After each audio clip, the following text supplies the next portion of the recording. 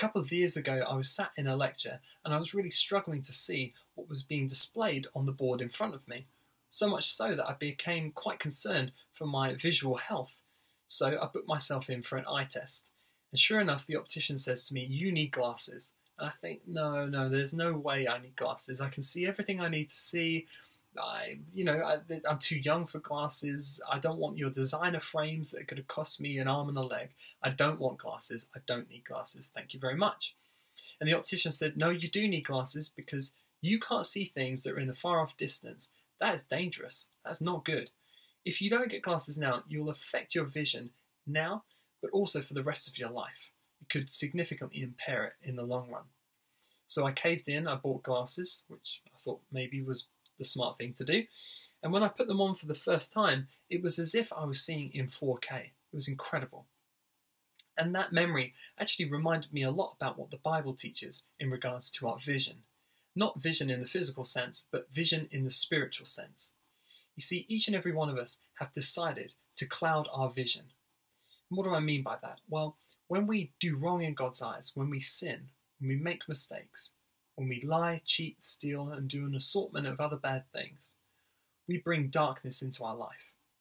We cloud our vision. We prevent ourselves from being able to be in relationship with God, from being able to see God as we should. We should be able to see Him and be with Him in friendship, just like we're close to our best friends. But that sin is a blockage. It gets in the way. But God doesn't want that for us. In fact, He told us and proved that He didn't want that for us by sending His one and only Son, Jesus, to this earth over 2,000 years ago now. Jesus went to the cross. He was crucified for you and for me, because the sins that we have committed, they deserve punishment. But Jesus took that punishment for us because He loves us. He wants us to be in relationship and friendship with God. So He took upon Himself all those bad things that we've ever done and destroyed its power forever when He died and rose again 3 days later. He made a way where there never was a way before. He made a way for our blindness to be removed, for our vision to be unclouded, so we could see God perfectly for ourselves. But we have to make a decision today.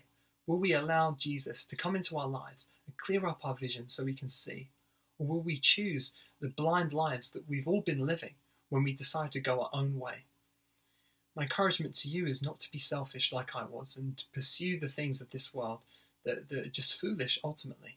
They bring upon ourselves darkness, brokenness, depression. But when we trust in God, when we're in friendship with Him, it brings life everlasting. We don't just have a relationship with Him in the immediate today, but we have it in eternity. We have the promise of eternal life spent with Him.